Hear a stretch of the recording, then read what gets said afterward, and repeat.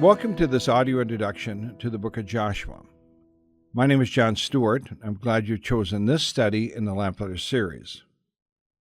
Each book of the Bible is an important part of God's divinely inspired and inerrant revelation to man. This means that every book, including Joshua, makes an indispensable contribution to our understanding of God and what it means to live by faith. Without understanding what the book of Joshua teaches, we cannot become all that God wants us to be.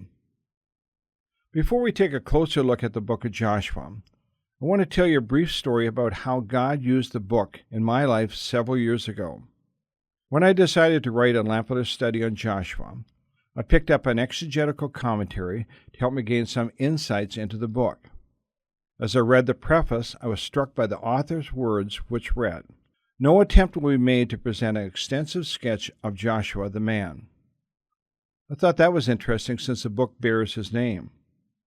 The author went on to say, "Throughout this summary, the emphasis is on what God has done. It is this emphasis, not that of moral example, that causes people to respond with an expression of loyalty to their Lord." If you study Scripture from man's perspective, focusing on what he is doing or not doing, you'll miss a great deal of what God wants you to understand. Conversely, if you see what God is doing regardless of man's faith or lack thereof, you'll gain a better understanding of the heart of God and your faith will grow. Now, let's look at the book of Joshua and see how it fits into the Bible.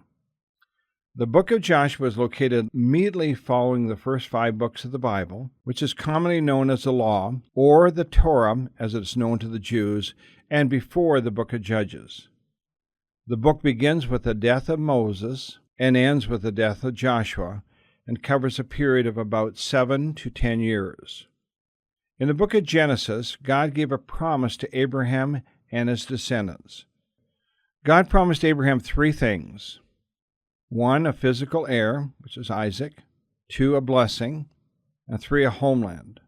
Hundreds of years passed, and the Jewish people had not inherited their promised land.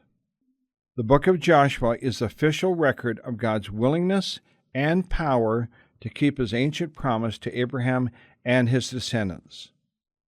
The book of Joshua provides a detailed account of Israel's conquest of the Promised Land. The land of Israel is called the Promised Land because it is the land promised to Abraham and his descendants hundreds of years earlier. Now, let's take a look at an outline of the book of Joshua. Chapter 1 is a change of command from Moses to Joshua. Chapters 2 and 3 are conquest, their initial entrance into the land. Chapters 4 through 12 are the campaign in the central, southern, and northern regions. Chapters 13 through 19 are commission, the tribal allotments of the land to the various tribes. Chapter 20 and 21 are civil authority and spiritual oversight established. Chapter 22 is interesting because it's a crisis in the form of a near civil war. Chapters 23 and 24 are call. This is Joshua's call to the nation and the leaders to obey the Lord. So what will you learn from the book of Joshua?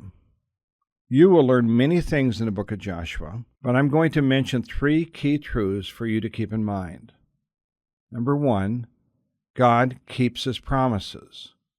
The original purpose of the book of Joshua, as I mentioned, was to provide an official record of the fulfillment of the Abrahamic covenant.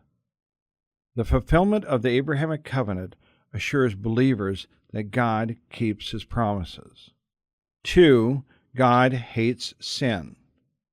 God's judgment fell on the heathen nations who spurned his name and on his people when they rejected his commands. Number 3, God honors those who live by faith. The book of Joshua teaches us how to live by faith when the circumstances of life seem as equally challenging as trying to cross the overflowing Jordan River or conquering a walled city like Jericho. One final note.